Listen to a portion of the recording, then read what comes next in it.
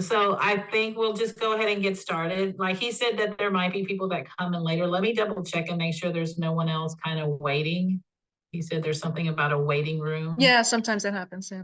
And let me see if by any chance I might have overlooked it, but I doubt it. Nope. All right. So, well, my class is in artificial intelligence for at-risk. Of course, now there are other states that call it at promise. Mm-hmm. And I guess we'll talk a little bit. Do you guys call it at promise? No, it's still at risk. That's right. See, we are that way too. Yeah. So I'm just going to bring these all up here, and then maybe we can do more sharing since it's just me and you, and see if maybe something I got you can utilize. So I call myself the trifecta of Army mother, wife, and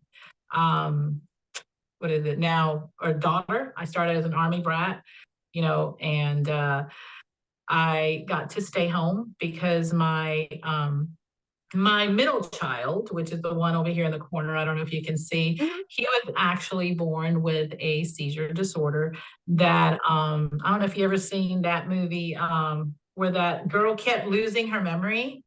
Yes. And with Adam Sandler, right? Yep. Yep. Well, it's not exactly like that because that one made it look really cool. He actually, so let me go back. So he was not born with it. He got very sick on us when we were stationed, and we almost lost him when he was little, when he was an Oh, infant. wow. So the side effect of that was this: anytime he had some sort of seizure, he would pretty much lose everything and he had to regain it again. And the Oh, my only goodness. thing that stayed kind of constant was he remembered me every time.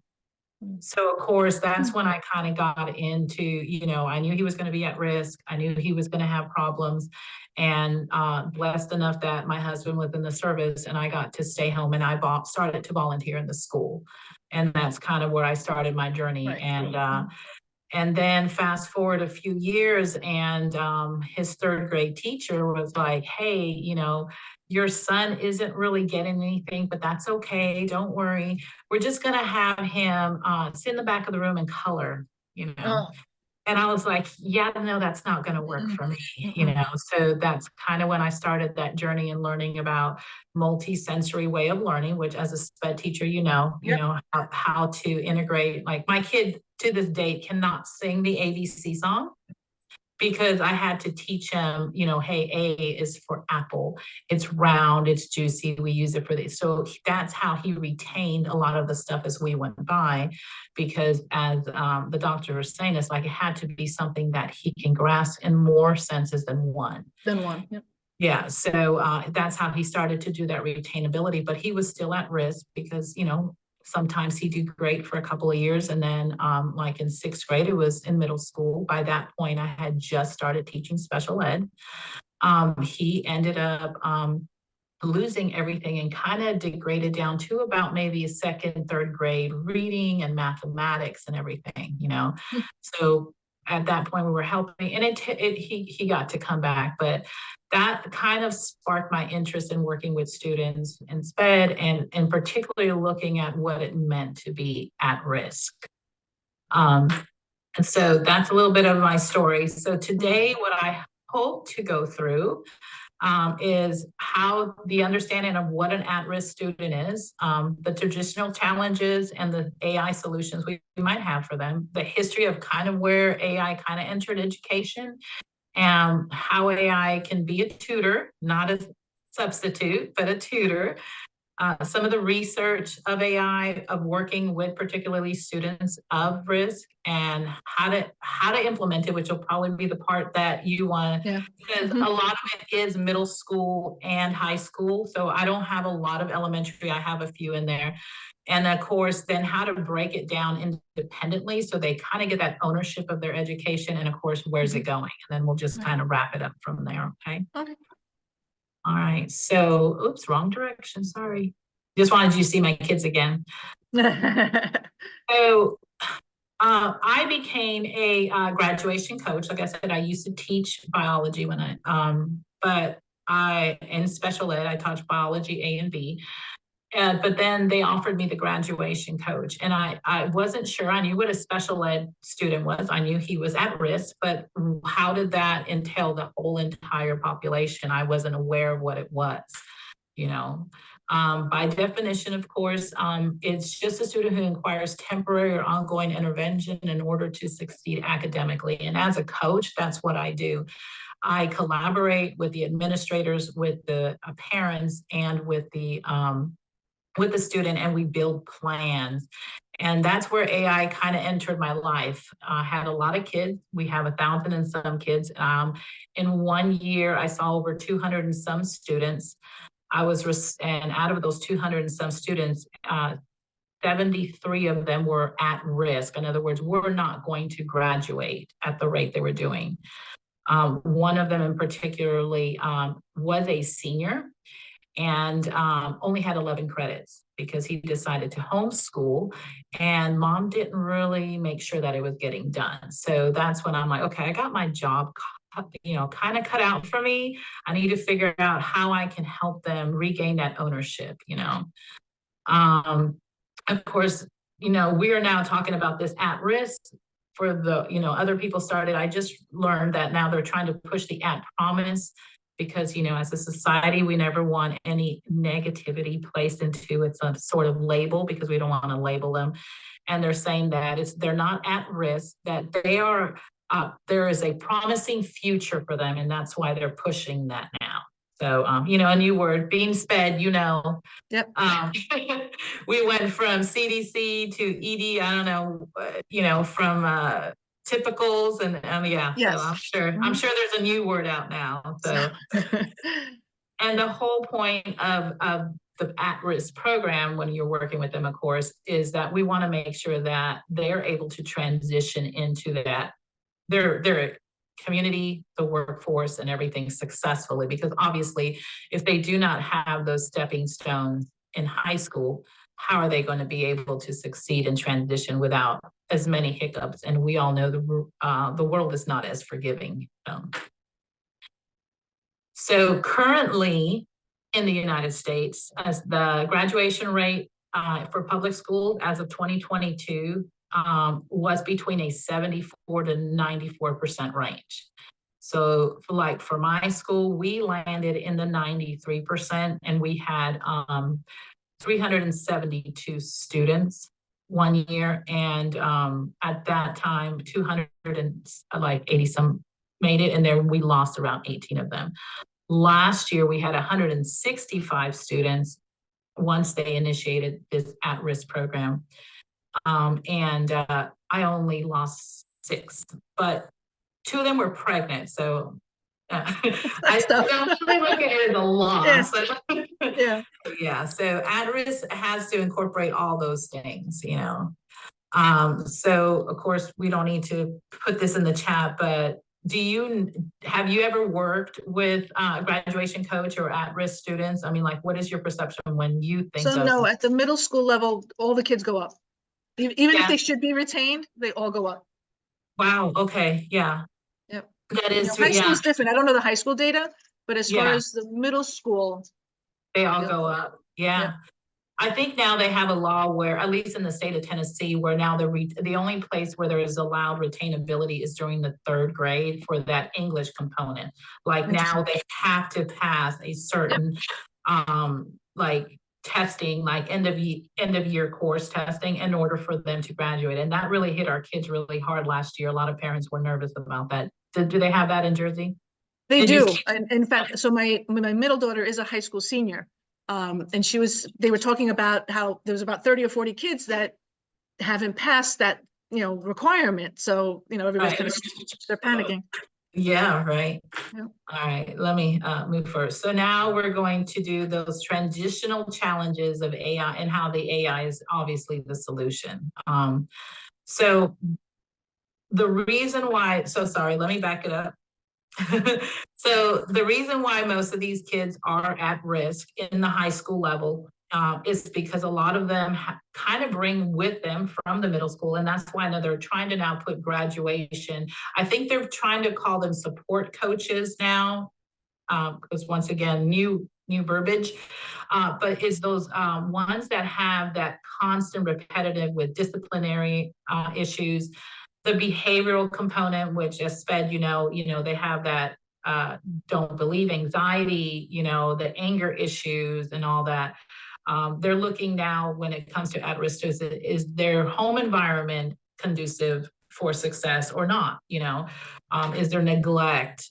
Of course, low income, those kind of things. And of course, the things that we're kind of used to as SPED is those medical issues, those social emotional kind of learning components, as well as the lack of the what is it, what is, oh my goodness, it's been a while now, right? The SDL, I just know they're the SDLs and so and of course it affects them. When I do my charting, I look at, okay, are they disabled, or do they have an IEP? Do they have a 504?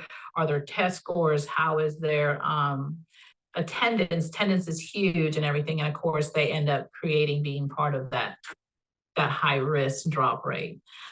But being SPED, being general ed, either way, we know that all this data and all this information is not new. We just, have new words for it. So how are we now going to be able to utilize AI in education? What is your experience? You were kind of saying it earlier. When you think AI in education, what's the first thing that comes in mind? Cheating. Yeah. Oh my goodness. Yeah. So yeah, God, I get that from everyone, and that's why when I, as a at-risk teacher or coach, I'm like, no, AI is like the foundation to actually help these at-risk students succeed. It's like it helps them bridge that, and I know I put it on there, but it helps them bridge those gaps socially and emotionally and everything. And that's what I wanted to, if we're able to implement it correctly, of course, Right. That's exactly. Yeah, so that's the issue. So this, like I said, and we don't have to do these parts because I know maybe I would like to work more of the other stuff with you, but can you think of any other traditional challenges faced for students that AI might be able to address? Like as a SPED, can you yourself think of anything, how it can help besides bridging an academic gap? Like you said, academic, social, even things just to start sparking their interest maybe in something else that they'd like to do that's outside of the academia. Good. So they can get some information. Yeah, I can see that. Yeah, see, there we go. We're getting away from that cheating word. All right, so we're now going to go a little bit in the history. So we're going to go in a backload. I think there's someone trying to come in. I'm sorry, it's Lynn. It's okay. You can tell her she finally came into the good part, right? We're getting to the nitty gritty. It's like you missed the other stuff. Lynn, are you there? Yes, I'm here. Sorry, I came in late. No, it's not a problem. You can ask Angela. We kind of made this into a personal, hey, learning lesson here. Oh, are there two people? Yeah, it's me and you and Angela. Oh, okay. Yeah, if it's okay, if you want to stay in, if you decide, and at any point you want to go, that's totally fine too. I was telling Angela, this is my first Zoom, so I was going to kind of use her as my minion to make sure I get this. I'm more of a in-person presentator, but excellent. Yeah. So, okay.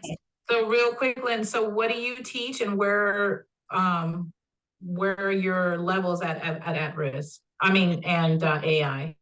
So I am in Canada. I'm in Ontario, and I'm a smaller town in Ontario. I am a high school special education teacher, and so I teach students with significant cognitive disabilities, who range in ability, cognitive skills, from pre-kindergarten to grade 6. So we have two different sections of that. So one would be K to 3 and the other would be 4 to 6. And I'm trying to see how I'm totally new to AI aside from Siri on my phone and the darn autocorrect that occurs that I disagree with. Yeah, don't do that. That's one thing. And so I'm one of the parents of one of my students who she is 14. She has a lot of wonderful ideas, but her reading skills are pre-K and we're working through it. And so her parent has been exploring AI with her on just how to get all of the wonderful things that she has out to share with people. So that was sort of started with me like, so I teach literacy and I teach numeracy and I teach vocational preparation courses. And I do reading intervention.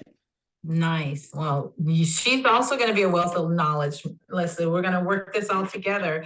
We are all special ed backgrounds here, so this is great. Love it. All right, so real quick on my part, like I said, you missed that part, but I am, like I said, I started out as a special ed teacher. Now I'm a graduation coach working with at-risk students. And I'm gonna ask you the same question I just asked Angela. When you think of AI in education, give me a word that you can think of when they're put together. It's not a positive word. That's okay. The only one that comes into mind is the first word is cheating, but that's there not. You go. That's 2 for That's 2. not what but the cheating part is just like in spec ed, that's what we call it in Ontario, spec ed. It's about student independence, and so like, how do we foster that independence through that versus someone providing an answer for them? So I have that battle with my educational assistants about not providing an answer for students. So for me, so we are going to definitely work into that, Lynn. So yeah, AI is that. I'm not worried about plagiarism. I would love it. When we get done here, you're going to want to use AI for everything. Trust me. Yeah, especially for our children of disabled backgrounds, whatever the new word is now. Like I said, I know it's different in different areas. So let's take a step back though. Let's go in a little bit of the history. And this was very interesting to me when I was looking this up, because I was like, holy cow, okay. So we're gonna do a little bit of a how well do you know? We're gonna go back into the history of AI in education and how it entered. So any guess of when the first, when AI first came out? Any guess? And you guys can talk. Like I said, it's just the three of us here. Give me a time, like a date. When do you think AI first came into education? The 90s. The 90s. Angela, what do you think? Yeah, probably around there. Yeah. Actually, I want you to meet our first AI component right here. It actually came in the 1960s. AI has been in education and is rooted since the 1960s. And this beautiful machine here was created to help kids. It was through a gamified version. His name was Pluto, and he was developed obviously by the university, by Donald Bitzer. Sorry, my English is a little bit off sometimes. He is out of the University of Illinois, and the whole component of it was to pretty much create those. It kind of grew as they learned. It got better, but of course, it's the 60s, so let's not get ahead of ourselves much. So here we go. Here's another one. Are you ready? Any guess on when AI was really introduced? Because the other one was just a what do you call it, like an experiment pilot program. When did it really first come into the education system? In other words, it was one of those professional development classes that we all have to take. Any guess? You pick a decade, Angela. What do you think? Oh, she's muted. Oh, she's muted. Yeah. I'll go 90s again. Just. You go 90s. All right, we're just 90s girls. Okay, actually, it was the 80s. Oh, sir. So it was called the Intelligent Computer Assisted Instruction. So it was a format that was created that was placed onto the computer systems that allowed you to now be more directive towards your questioning and more informative to be able to help the students. So we started this is what I call the pre-IEP. This is probably what created our IEPs. Let's put it that way. So we can thank artificial intelligence for those beautiful monthly meetings. All right, so when did AI get acknowledged? So in other words, what I meant by that, when did it first get acknowledged is when were we starting to read it? And let me see, what year do you think this book came out? That's when it first got acknowledged, got publicized. We're gonna go with 90s again. Well, that looks like my 80s computer, so I don't really know. 70s. 70s? Okay, 1996. You guys Okay. should go with 90s, yeah. Yes, In yeah. 1996, Janet came up with this, it was many years of research, and it's actually, this book is still available, and it's really interesting because if you look at the actual content, it actually shows in there right about in artificial intelligence in the classroom, the GP tutor, and how it was implemented. So it's been around now for a while. It's just right now, everyone, I guess, finally acknowledging. I give it credit because of apps.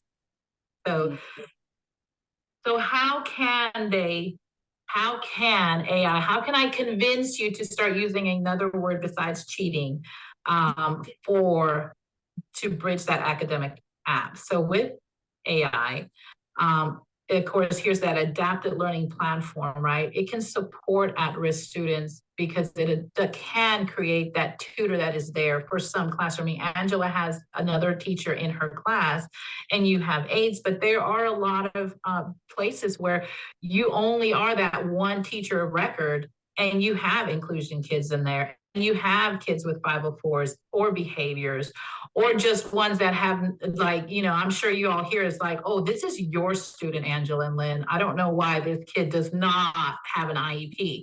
So with an AI, it allowed them to now bridge that academic gap. It's also a great early warning system.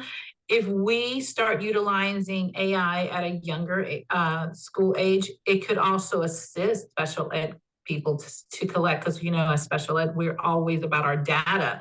It can start now implementing like this student is really at a second grade level in middle school. It's not just because nonverbal autistic.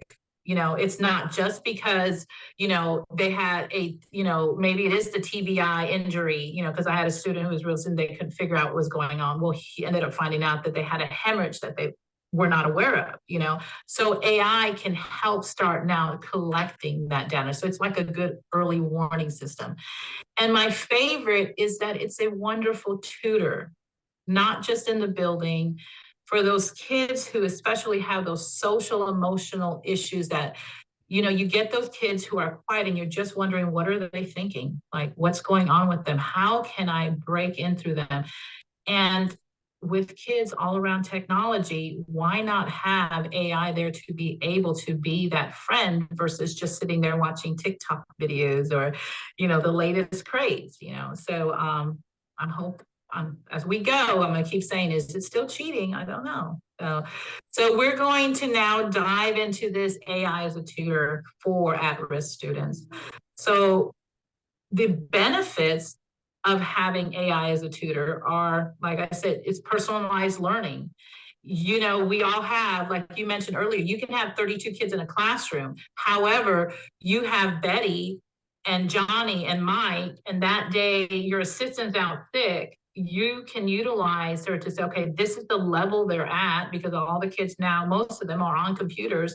If they have those resources or those platforms available, it has already personalized their lessons. It's already done it at their level, and it can adjust it from what they're missing. And I said, and we're definitely going to go through some good platforms and resources and stuff as we go on. It's available 24/7. A lot of times, I know I have one kid who, not to talk about my son again, so I'm going to talk about another one who has seizures. There's times that he would miss 2 weeks of school, because mom was afraid to send him in. It's available at home. So then, and of course we all know what COVID did, but COVID was a horrible example of what we should do with hybrid and this and that. But with AI, it can be available regardless of what's going on. There's a lot of issues now going on with AI, and if you guys have probably done when it comes to the patience of teachers, like there's a lot of stuff in the news and stuff about how, like, we're being, not that we're being underpaid, but we're being overworked. And there is days, let's be real, that sometimes it's very hard to separate your personal from whatever. And so some kids can look at it that judgmental, or just some kids think everybody is judging them. It just gives them that non-judgmental kind of, hey, you know, I'm not a human, I have no emotions. And sometimes robots might not seem good, but for children who are at risk, that neutrality for them is usually very helpful. Of course, our favorite is SPED. It's data driven. I've done more reports, was able to get more information from students just because of that. The favorite part of all kids, there are so many resources and platforms out there that can take a subject and make it into some sort of game. And everyone knows the kids like to earn awards. We like to, I mean, I know the non-AI version, I mean, how many times have we talked instead about, you know, tokens and, you know, the reward box and this is something that is theirs and they've earned it, and it gives them that praise without having to worry about like, well, I have to do this for my teacher, I have to do this. So it's personalized. They get that immediate feedback, that immediate change. One of the resources that we're going to talk about, well, I'm sure you guys have used, it automatically will adjust if they've lost some information, it'll fix it for them. And then it definitely identifies where particularly is their risk. So it's like having an extra teacher is having a good friend for that student in the classroom. So what AI tutors are out there currently? So these are some that we've utilized. One is called Dreambox Learning, and it provides personalized instruction. Now, some of these are for pay, but it's particularly made for at-risk students. And a lot of this stuff, I mean, I will put, if you guys leave me your email and your like your name and your email, I can send you a lot of these resources more in particularly. I know he said I only had, or we had a certain amount of time and I didn't know everything I had to put in there. We have Wobot, we have Squirrel AI Learning, Thinker Math. These ones here are particularly more like outside tutor AIs. And they're very helpful. They kind of walk them through them. These are now ones that you guys are probably more familiar with, Duolingo, Babbel. These are more of that interactive practice for language. Okay, so sorry. So I don't know if y'all wanted, but these here in particularly are more like platforms for them. They're used to provide that success for them mentally, social, emotional. They're able to support them when they're not in school. So these are good instructional platforms to utilize AI for them, which is not cheating. It's just that support component that allows them to now start building those stepping stones to their grade level or to bridge that academic gap. So how do you envision AI tutoring making a difference in the students? Like, how do you see it? Just how would you like it to be in your classroom? Real quick, like I said, just a quick little snippet.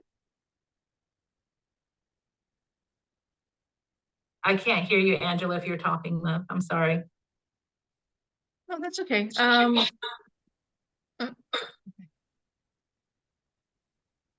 Again, if they start thinking of this as a tutoring tool, something to just help them kind of organize their thoughts and put their thoughts into it, then I could definitely see it making a difference. Okay. Lynn, do you feel the same? I do, because we have some tools that our students just open themselves to when they're needing some assistance. So having a bank of them that are for specific things that a student can choose gives them ownership in their progress forward. I think it builds self-esteem that way. So they're also not they're not just doing it because their teacher said to do it. I think that's really super helpful. Yeah. It's that thing I feel that we all want them to do. We want them to progress at their rate, and definitely helps. I feel with AI, it'll help prevent a lot of those behavioral components that a lot of us are concerned, because you have those kids who are advanced, because I've also done gifted, and they're just the behaviors there because you're not at their level. And then you have those who completely feel like on the opposite spectrum, and they're like, no, I'm just doing this because I want to get out of this because I don't want my teacher to call me. You know, so I feel that helps kind of create that neutral platform where it can elevate them at the speed that they need to. So some of the research on AI, because I wanted to say, hey, I'm not just shooting this out on the hip. So some of the, so, we're now going to change gears here. I forgot this part. I got this backwards. I pressed. So we are no longer calling it at-risk students. We're calling them at promise. And like I was telling Angela, the whole movement, especially being in SPED, we know that we're a little bit more flexible with this, is that we don't want that negative component at risk. When you say a student is at risk, automatically like, oh my gosh, something's wrong. They're starting to make a movement to call them at promise students. In other words, there is a promising hope that they are going to graduate, that they will be able to bridge that gap with these services. So the positive impact of AI, here's some studies right here that have, like I said, it's been around now since the 60s. So this data has been collected for a while. Is the Newton Adaptive Learning System has shown that there's a 62% improvement in test scores because of AI. So the utilizing the AI has proven to improve test scores. Teacher support, AI-powered tools can be helped to manage administrative tasking, of course. It'll help you free up more time. There is one particularly called the Magic, the Magic House. I haven't used it. My husband uses it all the time. So you want to throw together, let's say, some questions really quick. You know, you weren't supposed to cover that class, or you forgot. I don't know. Life happens. You literally type it in there, and it'll literally give you the lesson plan. You can say, hey, I need a 10-minute engagement activity for my kids age group, because you know we're all, let's say their academic age group is from K through 4. Let me have it. And it'll print. So it's a wonderful support for you. It's of course early intervention. There we go with the data again. You'll be able to tell where they're at. So once again, AI is very supported in the education field, especially for at-promise students, because it allows us to start seeing everything. And of course, we have the data to support it. So promising case studies. So here's some actual case studies on them. Ivy Tech Community College. So they did a projection for students who were having issues and were falling behind. It was a huge resource they did for a few years. I want to say almost a decade, and it impacted hold on, make sure I got the right one here. My screen is acting crazy. Okay, so it improved. So they got like, I want to say around 172 was the original. And I only put in here the basic, the side is in there. But they showed significant improvement because of the use of AI for 34,000 of those, 100, I think it was 100 and some thousand, because the majority of them were not at risk. So this is just the at-risk students. So they got these 100,000 students. They narrowed it down some and found out, okay, these 3,800 students are at risk. Out of those 3,800, with the support of AI, they were able to significantly increase their grades to with the 98%. So so their research, in fact, I believe is still going on as well. Dreambox is that other platform. There is more personalized mathematical, and it was specifically a research conducted for dyslexia. And they were for low income dyslexia, of course, with this learning disability. And they showed, again, a significant increase because of it. And then the last one, of course, was Mathis. This was one from here, grade 6 through 12 in math. And then this was particularly for low income and students of color. So AI has the data supporting that. It's not there to help them cheat, it's help them grow and to bridge that academic and social gap. So we're going to go forward because I really want to get to the good stuff. So some of the resources. So let's expand our tool belt for our at-promise students here. So we're going to go through some of these, and we're going to play a little bit of a game just to see some of them, if you guys know them or not. Okay, y'all are going to be my minions because I have a thing about minions. So are we ready? These are the platforms, okay? We're going to skip this one and we'll come back to it. This is a little bit longer, but this one is a new one that I just got. It's called Teachable Machines. This is great for the science component. It allows them to interact with it particularly.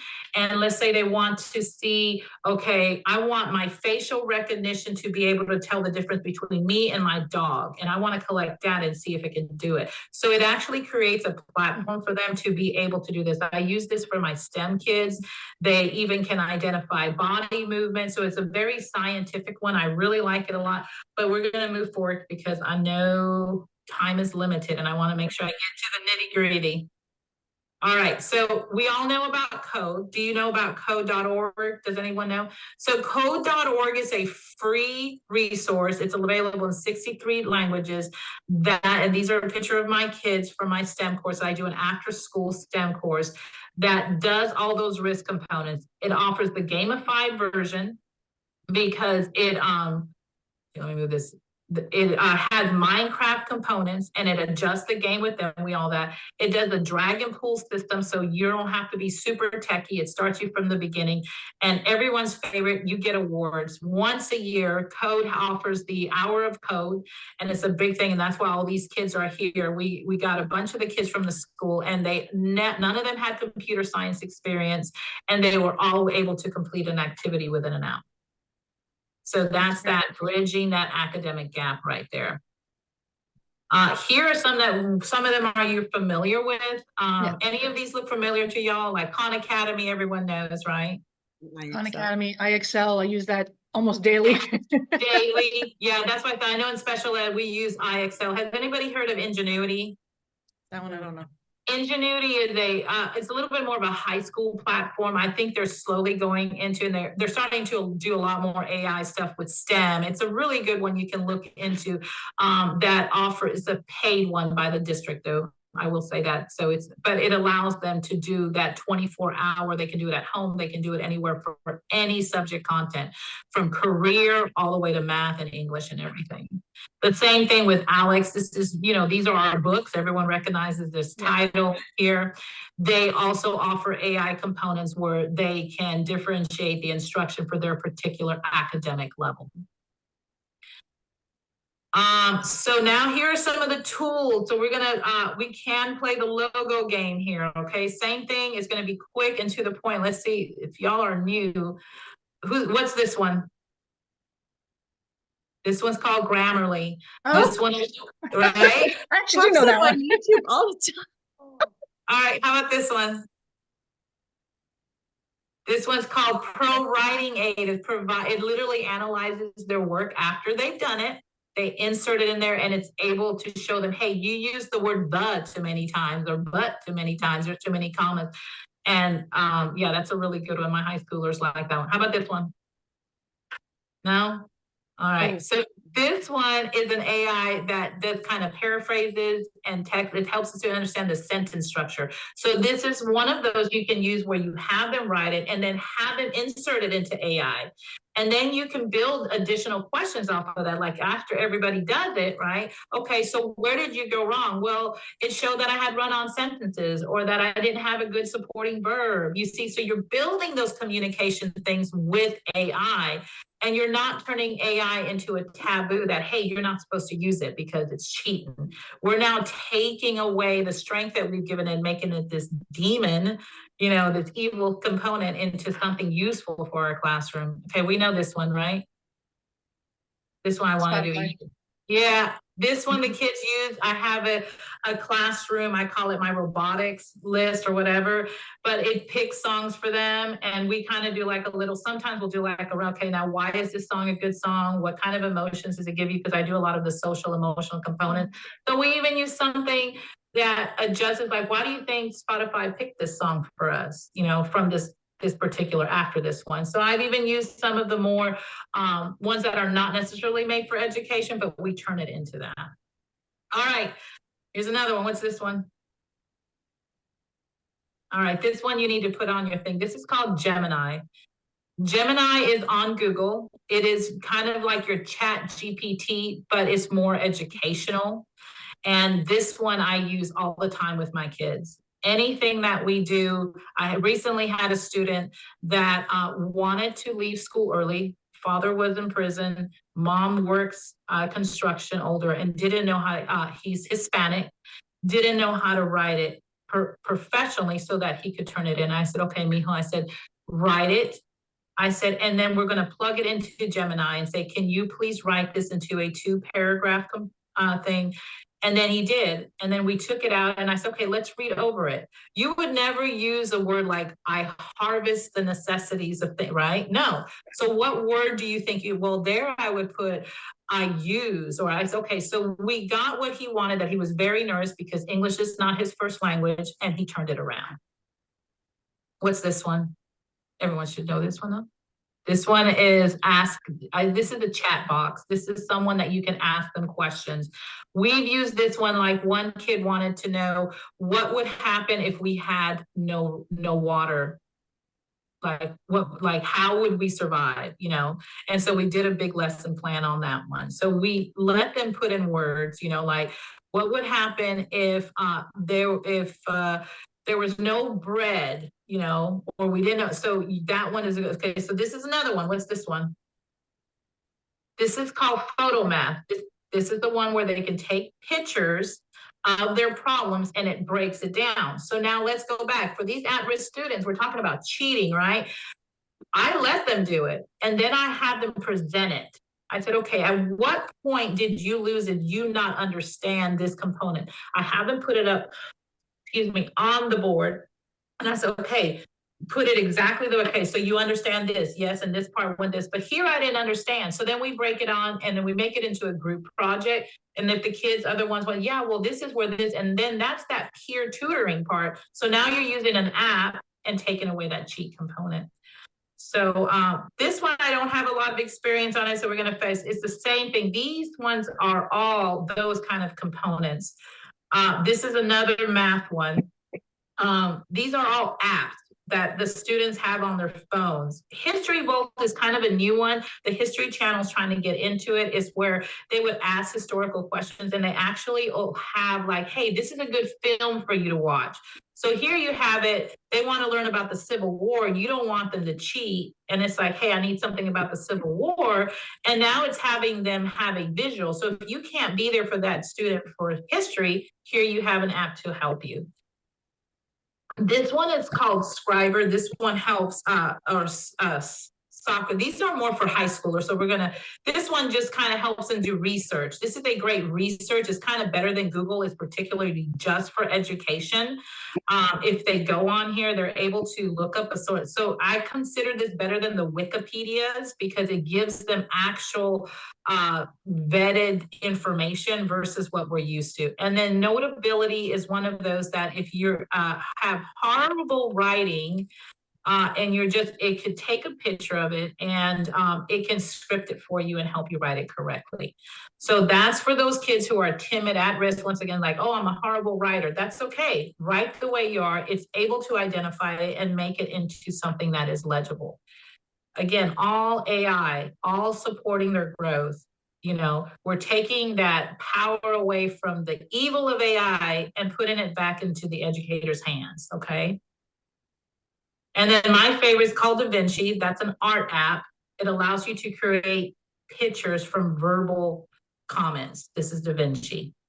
So you can say, hey, like the other day I said, I need a picture of a peaceful Buddha with a kind of moon background with like I put it, and the kids were just having a great time. And then we talked about it, you know.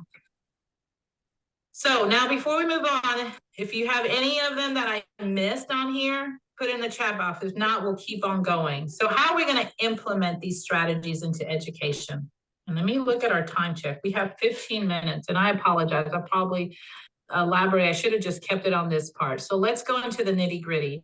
We're going to talk about the academic components, and I'm going to go more into, so we're going to now create, we're going to call it, Frankie, individual lesson plans. These are for high schoolers, and these are the resources that we use. So for diagnostic assessments, we all know Khan Academy, right? If I go too fast, please let me know, but I want to get to the stuff that I think is more appropriate for y'all. Of course, K-12.org, that's a textbook adapted. It helps with all the curriculum areas. That's another app. To set daily goals, and that's one that I'm going to kind of touch base on a little bit. I use Google Docs to help them create, you know, those visual lists, but I attach it to a into a tool that allows them to collect the data on their list. Like, okay, today I'm going to do an English assignment for 15 minutes. I'm going to read, I'm going to do the, and and it's all that honesty thing. And they're able to click which ones they completed. And then at the end of the week, we research and look at their data, and we decide whether or not that component was, if they met their goal for the week. You know, like, hey, you didn't do enough math. You know, we talk, okay, what happened? What are the protocols that we have in class? We got to at least do a minimum of 3 days of this, 2 days of that. You know, that's what I did in middle school. As a high schooler, it's more of that, keeping that routine, you know. Let's set these goals so that you can be successful. So I use Google Docs a lot for tracking. Of course, the gamified, do you all know what Quizzes is? Everyone knows, okay, so I don't need to go into that one. And then iExcel, we all know about. Another one here, Gutenberg, I don't know, I was hoping I heard this was a really good for interest in hobbies, but obviously, does anyone know about that one? I've never heard of that one. I mean, I obviously have it on here for a reason. My friend told me about it. I personally have never used it, but they said it's a great resource for them. Then we all know Edpuzzle, right? That's another good AI. You can adjust it and fix it. It has lessons in it, and it creates it for them. Class Dojo, middle schoolers, not so much high schoolers. Yeah, that's that That's parent. definitely more elementary, I think, too. Yeah, very. And then social emotional, and this is where we're going to get in my area. I do a lot of SEL stuff, particularly engagement and for motivation. What we use for the at Promise students is we use Padlet a lot. It allows them to kind of collaborate with their students and showcase their work without that feeling of being in the spot. We have those students who do not like to present or whatever, but this way they can be part of the platform. So we just place the assignments on there, or the teachers will place the assignments. It helps them build that engagement part, and they work together without being, you know how you say, okay, you four go in this group. Here you have a virtual environment, and AI helps them kind of build it so that they are part of it. If they don't know something, they can help look it up and be able to incorporate into their lessons. The big one that I'm a part of, I'm currently in a fellowship with Smarts. This is called, they have a particular AI component that's for metacognitive abilities. And this is to create those skill sets. We call them executive function skills. Those executive function skills need to be taught like all the way down to kindergarten. And they have, this particular company has it from elementary school to high school. And this particular testing that they do is it shows where their strengths and weaknesses are across the board. So it helps them build those self-reflective concerns, like they're able to learn what their strengths and weaknesses are. You can collect that data to create lessons for them, and it helps differentiate the instruction for them. Of course, scaffolding the learning. But the most part I like is that it has lessons and plans that you don't even have to create yourself. It creates it for them for their particular area of strength and weakness. So I highly recommend looking into Smarts EF. They have a lot of free stuff as well. And if you're interested in learning, this particular company was created in the 80s by a person. This is all SPED. This is definitely up y'all's alley. Trust me. It teaches you how to build their social strength on the inside. And it gives you the data so that you know where their particular weaknesses are and where their strengths are, and how to incorporate it into the lessons. So smarts-EF, which stands for executivefunction.org, I said, they'll even let you do a fellowship for them. It's for a year where you meet once a month for a meeting, and you'll learn, and then you'll get access to all their resources for free. So I highly recommend it. They're always looking for new faces to help incorporate and strengthen their lesson portfolios, but also to teach.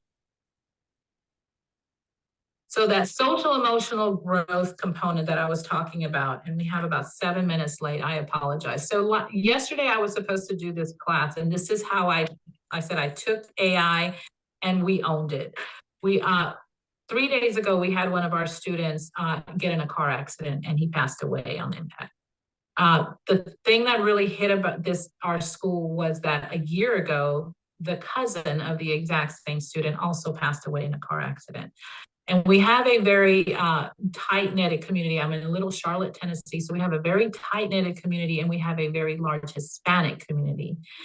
And a lot of them don't know how to express their emotions. So during one of our classes, I had some girls that were just they didn't know how to do except for cry, and then the boys were angry. There was just all this stuff going on. I said, let's do this. Let's write down what we're feeling on the board. Just words, So they did, they put all these words. When you think of him, what do you think about?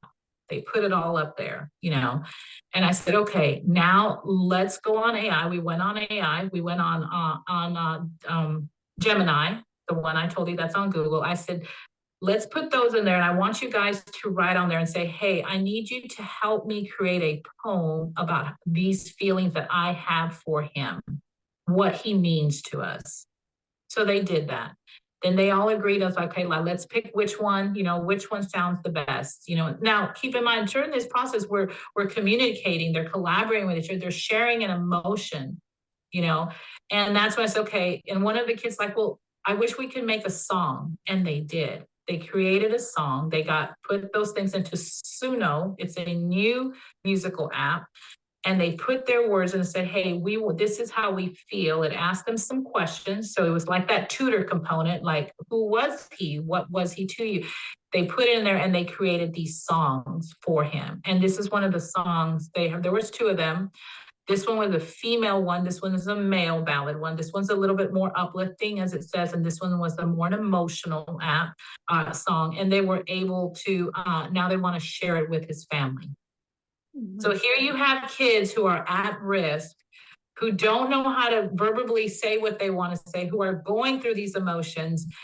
And because of AI, they were able to pretty much go through the grieving process as a group together without those other things that were kind of going on in our building. We had those anger, those kids cursing, or those other kids sitting in the corner crying, like, I knew him and this. Now they were able to help them go through that process.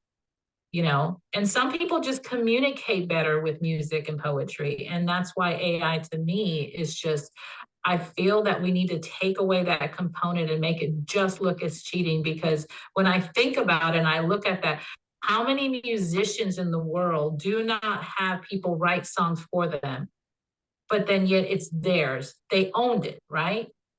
How many actors, they don't write the words, right?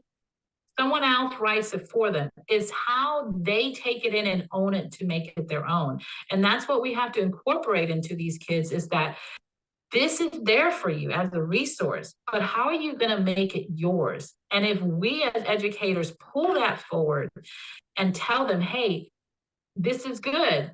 Yeah, you got it from AI. So how now are you going to make it yours? Then that won't be an issue. They won't continue to look at it as like, hey, I'm just going to say, make me a 3-page this on the Civil War, and boom, we're done. If they know that we know that that's there, like, okay, so you got this off of chat, or like I said, I use Gemini. So what parts of those do you think you like? Well, I like where it says this. You are now collaborating with them. You're bridging that academic gap. You're filling in all those emotional gap, that fear of maybe not being able to get their thoughts out. It's all there. All right, I think we're almost, and we got about 3 minutes left. So thinking about our own teaching practices, imagine an area where AI would enhance yours. So where do you think now, after seeing this, where do you think in your particular, I know we only have about 2 minutes left. I don't have much of anything left here. Where do you guys, now that you see this, where do you see it real quick? So definitely with those struggling students that, as you said, they need to collect their thoughts, and maybe if they can see it from the AI perspective and then make it their own, I think that is going to be the biggest impact for them. Yay, that's what I wanted to hear. That's what I wanted. Yay, make it their own. Yes, they got to own it. It's like, we know it's there. We know that you're going to use it, and I'm okay with that. We got to make it okay.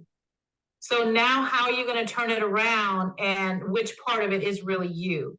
you know, so that then they can comprehend. I love that. Lynn, did you want to put in something on there too?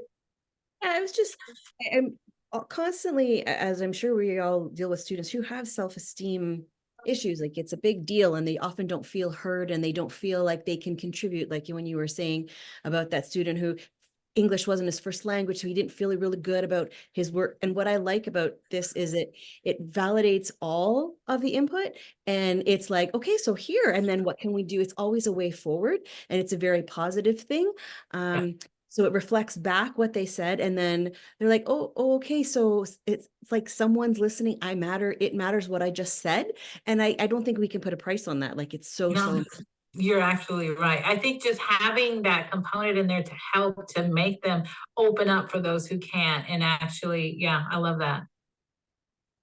So this is just like those independent strategies. We're just recapping here. You know, you got to find ways to implement it into real world life components. Like I said, when we were talking about what life would be without water, who would ever thought of that? Like, well, how else would you? Some kids like, well, you know, can't you get water out of camels? They started to really go. I'm like, okay, so where else can we get it? Like, where else would you see? So that thing, it's that hands-on component being sped. You know how important hands-on components are. You know, with that one app, like I said, in this video, I'm sure will be in there, and I advise you to watch that that tape about that or that one screen about that site. It's very STEM-like. They allow them to interact with it and everything. It personalizes it. It collaborates. It does all that. There's all those videos. My favorite is that gamified thing. My kids are still they're all high schoolers. They're still into that component of Minecraft and everything. And of course, like we've been saying, it's that positive reinforcement. It helps boost that confidence for those at promise students to let them know that, hey, you are worth something. We see you. Look at what's going on. And I'm proud of you, which is what we all want to do. And of course, the cultural issue, like you said, with the environment that I live in, and most of us live in, we're very culturally diverse, and that is very relevant, of course, and it makes the thing, they become part of it. They become very inclusive in it. So the future, I don't know. I literally asked Gemini about this because I did not know. Here's the tutors that would have difficulty pacing and also tailor the teacher style. So imagine an AI that can also, okay, I teach this way, let's tutor it that way. Real-time feedback. And I'm sorry, I know our thing is about over, so I'm trying to kind of make sure I get it all in. I'm more empathetic. That's one thing definitely society's been like, how is AI going to be more in touch with their personal needs of the student and maybe help them build those coping strategies. So that might be the future. I know they're still working on it. In fact, Gemini itself used to be called Bard about 3 weeks ago. And Google realized that Bard started to create its own code. So they barred Bard, and now they created Gemini. So it's that building those empathetic. And of course, that early identification of any sort of mental health. I mean, if the students would have more access to AI, they'd be able to against that data information if they can now help them. So making more apps more AI friendly would allow parents to know exactly where their students are at. So there we go. Of course, virtual and everything. I'm sorry. So I want to share, so we're going to wrap it. I want to share something because I wanted to be able to express my own emotions of where we're going as education with AI. So I asked Gemini, I said, listen, I have all this. I literally printed everything that I had in here into Gemini, I threw it all in there. And I said, I need you to help me create a quote. And it came up with this. For all my hard work in the hands of dedicated educators, AI becomes not just a tool, but a bridge, connecting at-risk students to their potential and unlocking a brighter future. And I put Gemini and I, because it was my words that I had in there. He just helped me organize them. So I hope this was interesting. Thank you for you guys being my minions for my first, like I said, I'm more of an that's why my hands have been like this. I normally do presentations in person, and they're normally, professional developments for like 2 hours. So I hope this was somewhat of a help. This I know will be in there. Please leave me your email and your don't forget to put it in there, your email and your name, and I will send you all this resource, because I have this all on paper as well, the list of all the resources and what they belong to, because I use them. And if there's ever anything I can do, I said I have a heart, especially for SPED teachers, since that's where I came from. If you ever have any questions on how to implement AI into your classroom, I'd be more than happy to help.